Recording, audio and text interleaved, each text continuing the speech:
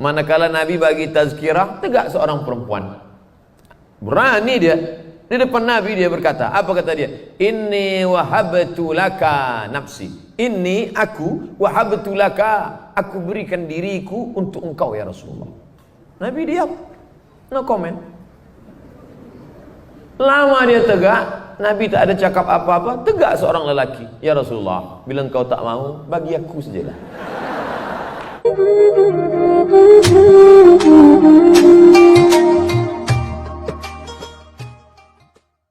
Apakah saya akan bersama istri dan anak saya di surga? Seorang berkulit hitam memeluk Nabi. Kenapa engkau peluk saya kuat-kuat? Di akhirat saya mungkin tak jumpa dengan engkau ya Rasulullah. Apa kata Rasulullah? Almar'u ma'aman ahab. Orang akan tetap bersama dengan sesiapa yang dia cintai kerana Allah. Jangankan dengan anak istri, saya dengan tuan puan pun akan berjumpa nanti di surga Jannatul Firdaus. Bila tuan puan dari Sabah nanti masuk ke surga, sudah sampai ke Jannatul Firdaus, tengok saya tak ada, yakinlah saya sedang berada di VVIP. Oh, Ustaz Somad takbur, sombong. Berkat doa-doa kita semua. Kadang kita ini masuk surga kerana doa orang lain. Ada orang-orang soleh, solehah mendoakan kita. Maka jangan pernah lupa minta doa. Doakan saya selalu, doakan. Syafaat orang beriman. Kita akan berjumpa rajulani, dua orang. Tahabba fillah, kasih sayang kerana Allah. Ijtama'a alaih, berjumpa kerana Allah. Wa tafarraqa alaih, berpisah pun kerana Allah. Mereka akan tetap bersama dalam surga Jannatul Firdaus. Terhadap aura kebahagiaan yang berbentuk warna-warni tertentu. Orang tengok kita lama-lama, oh, saya tengok aura awak hijau. Dia tengok lagi, aura awak merah. Dia tengok lagi, aura awak pink. Awak LGBT lah. Tak betul. Ini ilmu dari mana ini? Ilmu dari setan. Setan masuk ke mata dia, lalu kemudian setan menampak-nampakkan yang gaib-gaib. Bagaimana kalau dia wali Allah? Wali Allah bila diberikan karamah, karamah itu mengganggu dia dari Allah, dia minta kepada Allah supaya dihilangkan.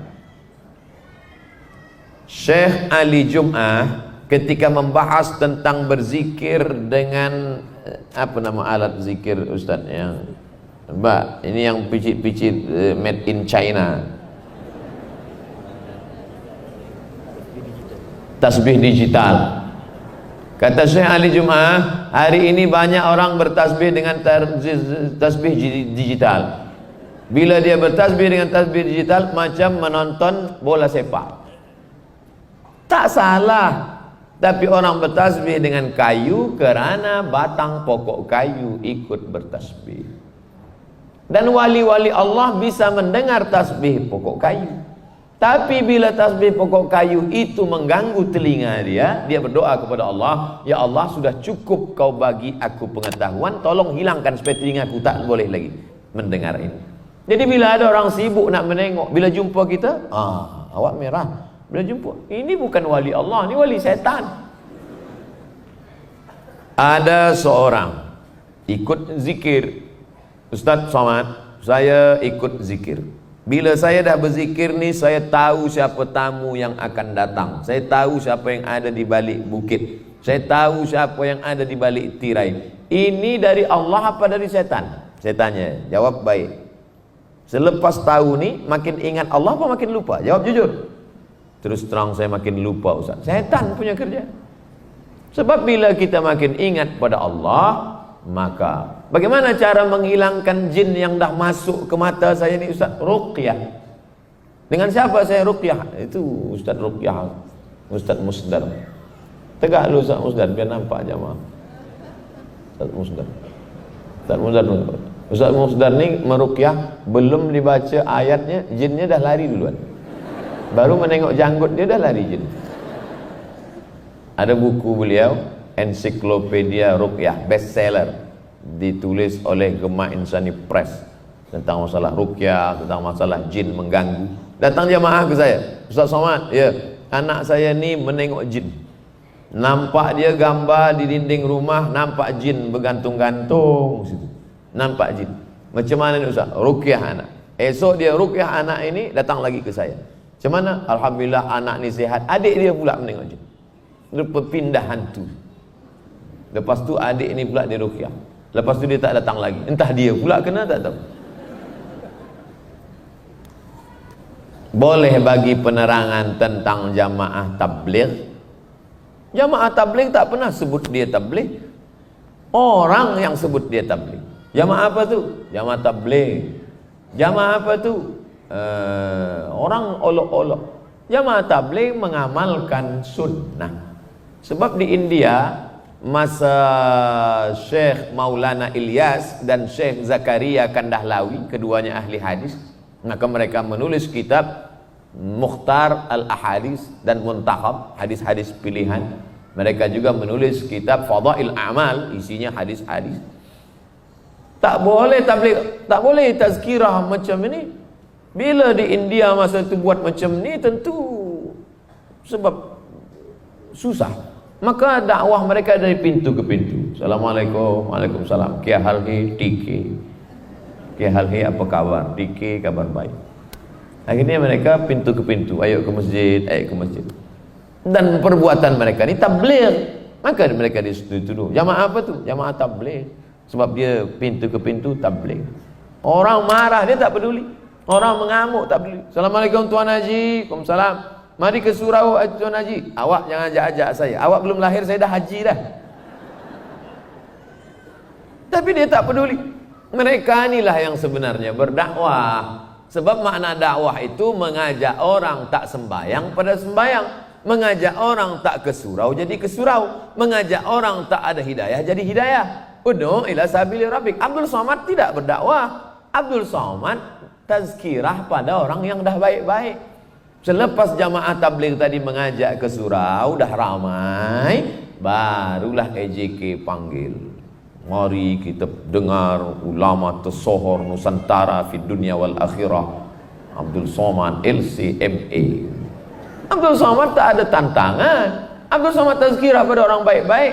Jamaah tabligh inilah yang masuk hutan keluar hutan ke rumah-rumah orang yang tak sembahyang, yang pergi sampai ke kutub. Sampai ke kutub. Ada dulu sahabat kami orang jamaah tabligh tazkirah sampai tak ada lagi kereta, anjing menarik di kutub menyampaikan dakwah-dakwah Islam. Kalau tak ada jamaah tabligh ni, mungkin Islam tak sampai ke hutan-hutan, ke kampung-kampung.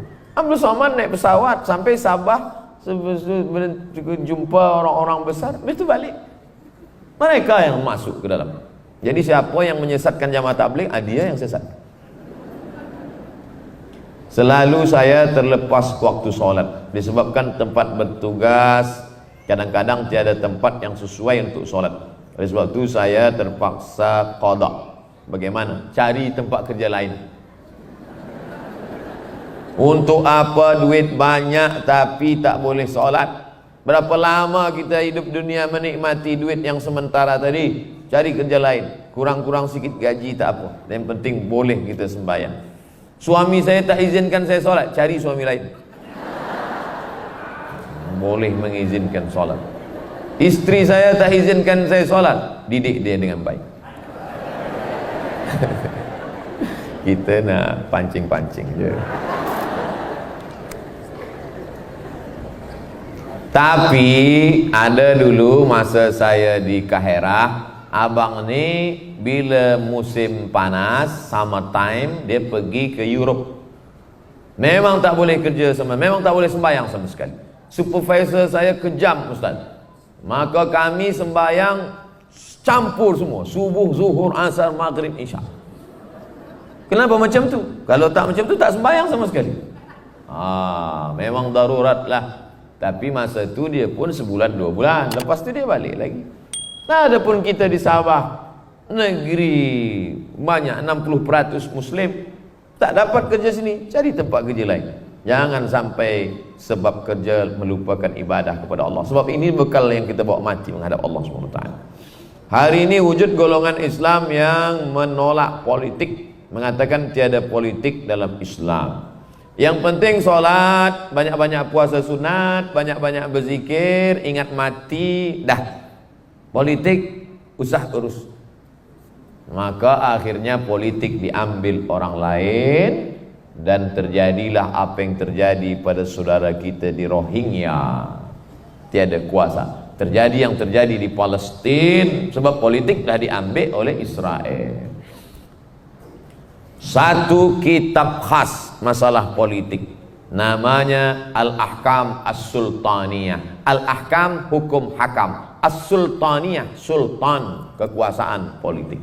Siapa yang mengatakan Islam tiada politik, maka berarti dia sudah mengkhitan Islam, sudah menghilangkan satu bab daripada kajian Islam. Kitab fiqh, coba buka.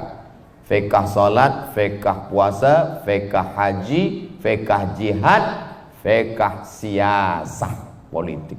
Oleh sebab itu maka politik adalah bagian dari ajaran agama Islam. Di Makkah Nabi tak ada urus politik. Tapi manakala dia pindah ke Madinah, Nabi lah penguasa, kekuasaan politik. Oleh sebab itu maka ulama-ulama berijtihad. Beli buku Islam kajian masalah politik, Al-Ahkam As-Sultaniyah. Penulisnya Al-Imam Al-Mawardi, meninggal 450 Hijrah. Buku itu sudah berumur 1000 tahun. Yang modern Ustaz, Min Fiqhid Daulah, Yusuf Al-Qardawi. Min Fiqhid Daulah, fiqh politik.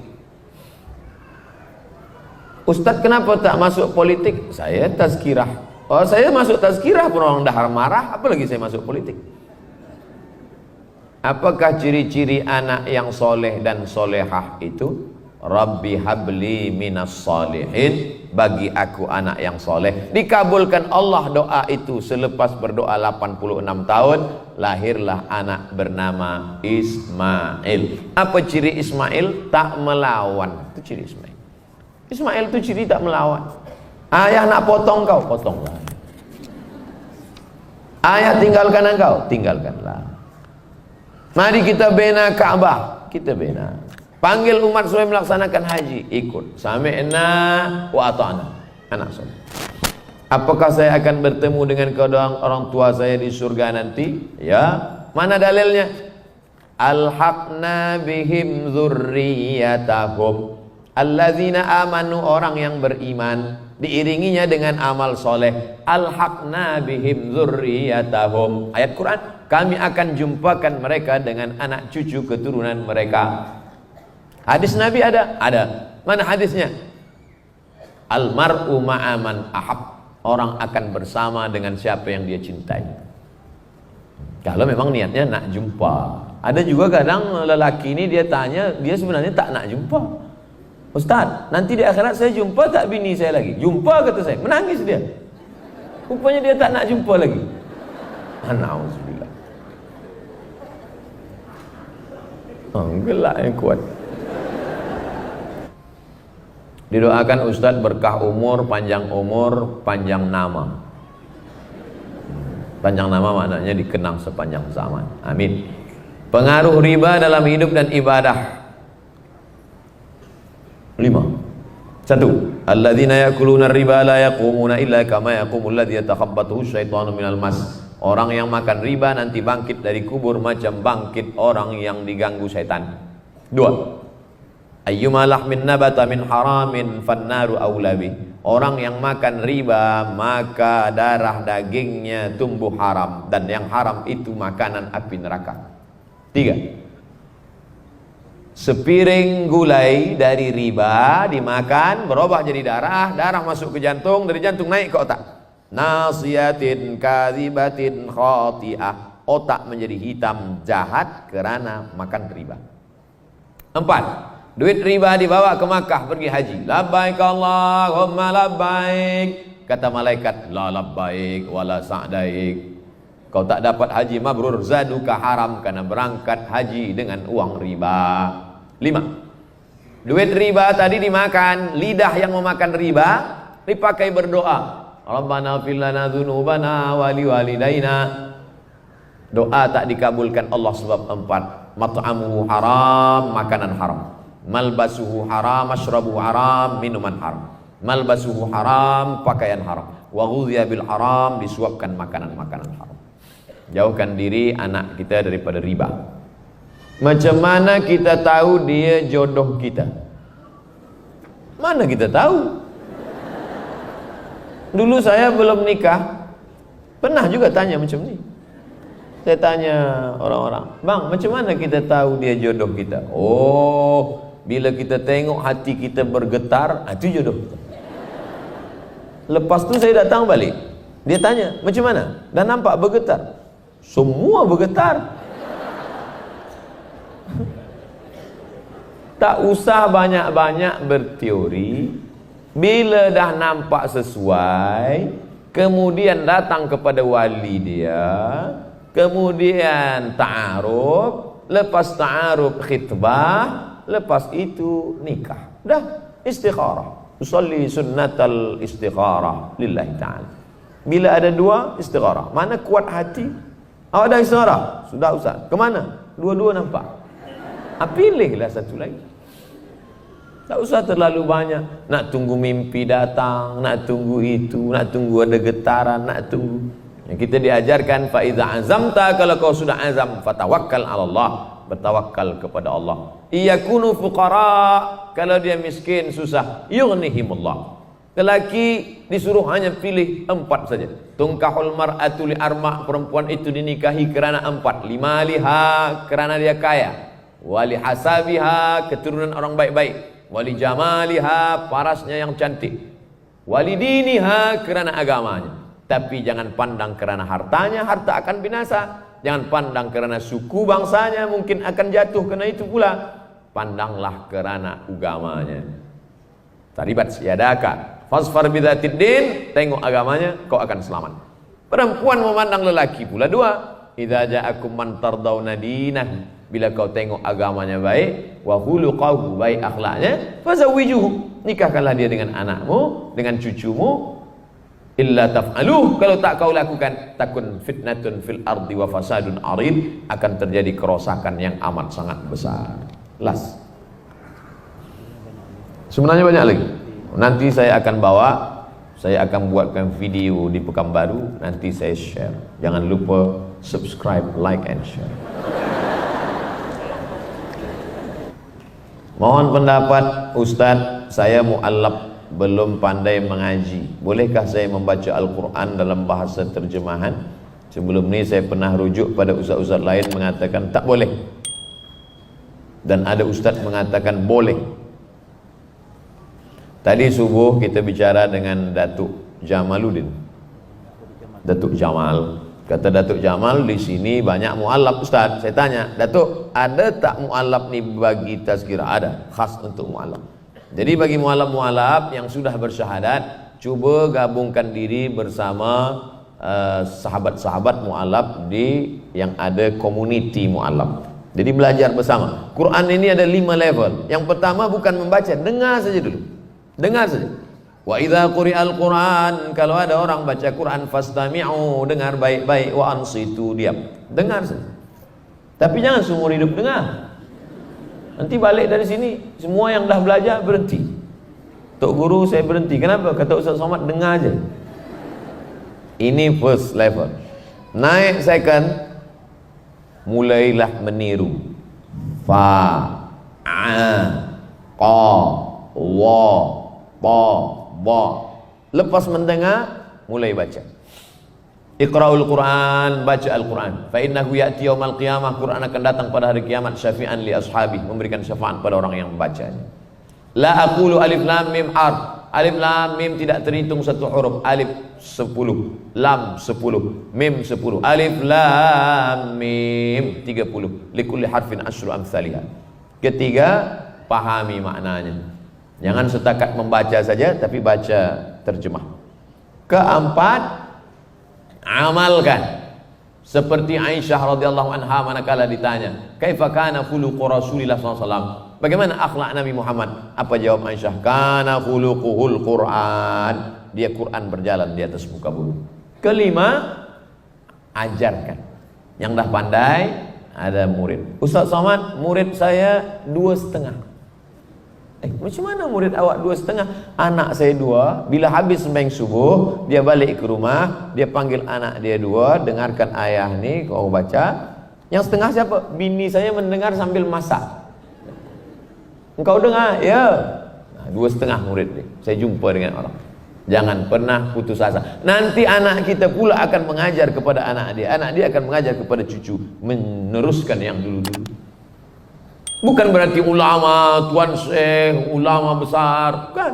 Hanya mengajarkan alif bata, menunjukkan doa tidur bismika Allahumma ahya wa amut, menunjukkan kaki kiri masuk toilet, Allahumma inni a'udzubika minal khubuthi wal khaba'is, menunjukkan ini idgham, ini ikhfa, ini qalqalah. Maka kita sudah mengajar 5 proses interaksi dengan Al-Quran. Pertanyaan saya berkenaan hantaran kawin zaman sekarang, mengikuti status pembelajaran seperti SPM dan seterusnya. Persoalan saya adalah salah memberi hantaran mengikut pembelajaran. Apakah hukum kalau tak memberi hantaran? Tolong bezakan antara adat istiadat dengan syariat Islam. Ada beberapa suku di Indonesia, bila nak nikah mesti ada mas secuci tangan. Masnya mesti penuh cuci tangan. Bila nak nikah mesti ada sebaris kebun kelapa.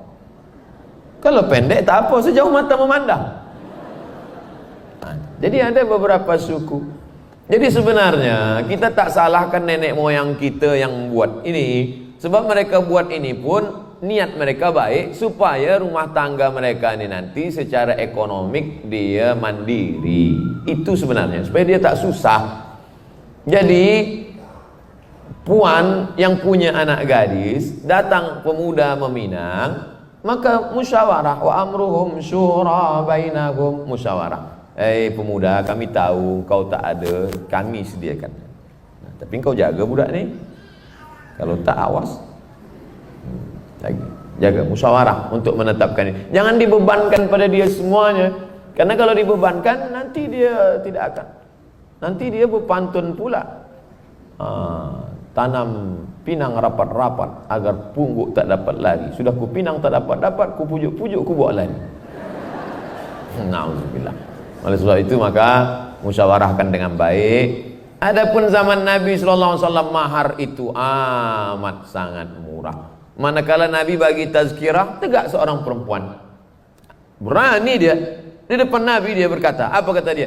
Inni wahabtu laka nafsi. Inni, aku, wahabtu laka, aku berikan diriku untuk engkau ya Rasulullah. Nabi diam, no comment. Lama dia tegak, Nabi tak ada cakap apa-apa. Tegak seorang lelaki, ya Rasulullah, bila engkau tak mau, bagi aku sajalah. Nabi tanya, engkau ada uang untuk mahar dia? Tak ada. Iltamis, cari ke rumah, walau khataman min hadirin, walaupun cincin dari besi, bukan perak. Perak masih mahal, besi. Dia balik ke rumah, cincin besi pun tak ada. Lepas tu kata Nabi, kain ada tak? Kain ada Rasulullah, cukup untuk mahar dia. Kain engkau berapa? 1. Bila kain itu jadi mahar, kau pakai apa? Akhirnya dia malu, dia pun pergi. Masa dia pergi itu Nabi panggil balik. Tak sampai hati Nabi, rahmah kasih sayang Nabi. Nabi tanya, hal hafizna minal Quran? Adakah engkau hafaz Al-Quran? Dia pun cakap, hafiz tu surah tu kada, wa surah kada, wa surah kada. Saya hafaz surah ini, surah ini, surah ini. Kata Nabi, terus di situ juga diakatkan Nabi, zawwajtukaha bima ma'aka minal Quran. Aku nikahkan engkau dengan dia dengan mahar mengajarkan sebahagian dari Al-Quran. Alangkah indahnya, ku nikahkan engkau dengan dia dengan mengajarkan surah Ar-Rahman. Awak hafal Ar-Rahman? Enggak. Susahlah. Ku nikahkan engkau dengan dia dengan mengajarkan kulhu. Apa tanda-tanda orang yang mendapatkan rahmat Allah Subhanahu wa ta'ala? Rahmat tak boleh diukur dengan face wajah, tak boleh diukur dengan bentuk fisik. Rahmat ada perubahan dalam diri. Dulu sebelum ada rahmat bakhil, setelah ada rahmat sahak dermawan. Dulu sebelum ada rahmat cakap kasar, selepas ada rahmat lembut. Dulu sebelum ada rahmat marah, selepas ada rahmat mudah menangis, meneteskan air mata. Dan kita banyak berjumpa dengan orang ini. Selepas diturunkan Allah rahmat, maka kita doakan supaya orang-orang yang belum mendapatkan rahmat Allah dicurahkan Allah rahmat ke dalam hatinya, insyaallah. Amin ya rabbal alamin. Doa ala hadhihi niyah, untuk niat yang baik ini, supaya Allah menurunkan sentiasa kita dalam rahmat Allah bisirril Fatihah. Jangan lupa subscribe, like and share.